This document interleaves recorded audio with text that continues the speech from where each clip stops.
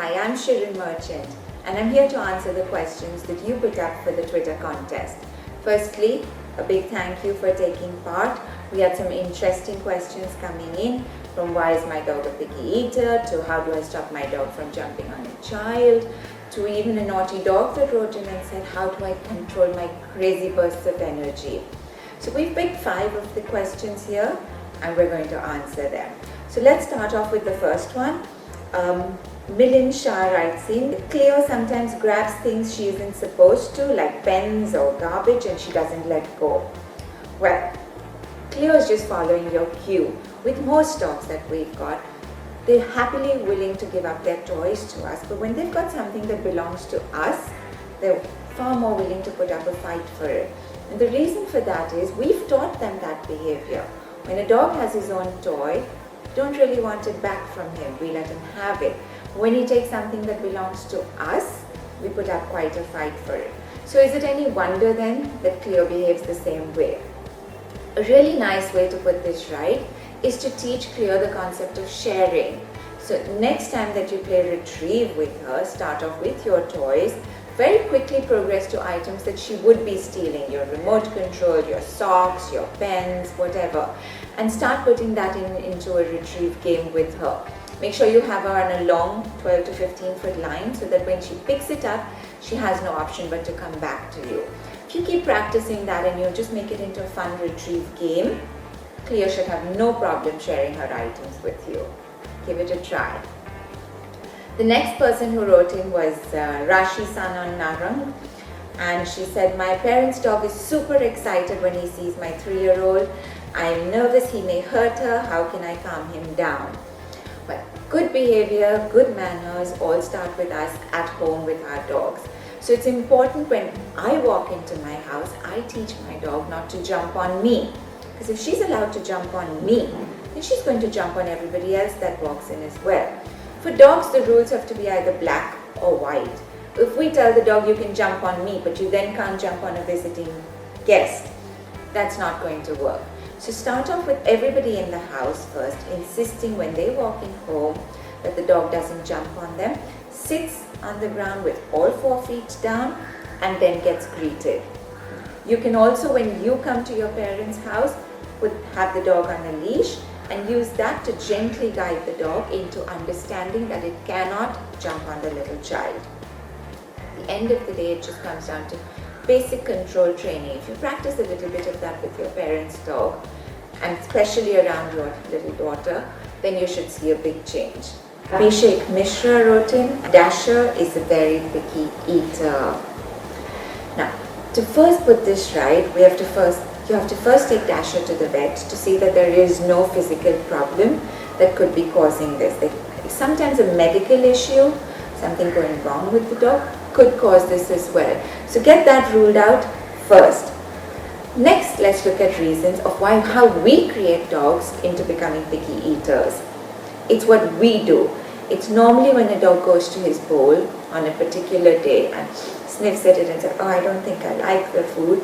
We tend to either hand feed the dog because we panic, oh my God, he hasn't eaten, he's going to die, or we tend to add something more tasty to the food.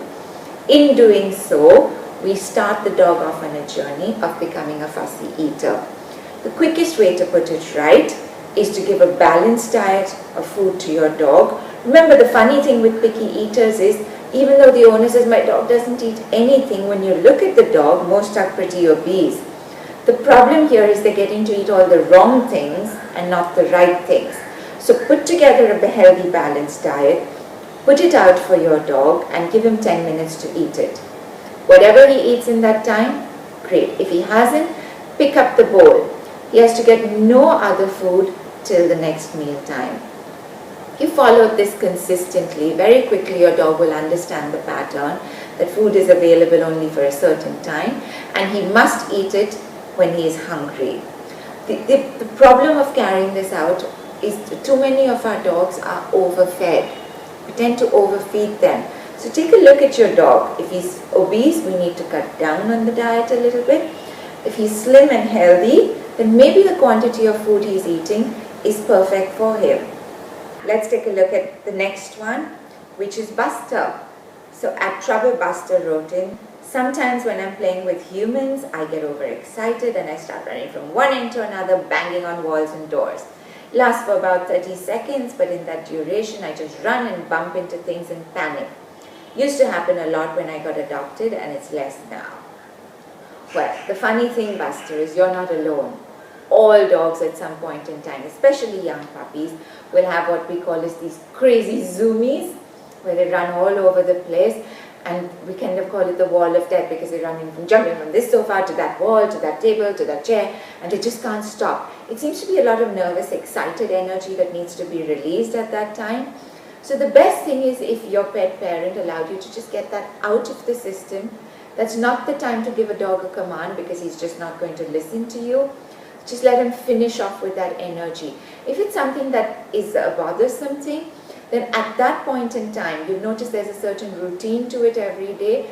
Half an hour before the time that your dog has these crazy zoomies, give him some form of exercise. Take him for a long walk, play a game of fetch with him, something that reduces the energy. And what you should see, the crazy zoomies will start to abate. The next person we'd look at is Mr. Moose Jr. So at Mr. Moose Jr. writes in, I somehow sense when folks are planning to take us for a car ride and my excitement levels rise.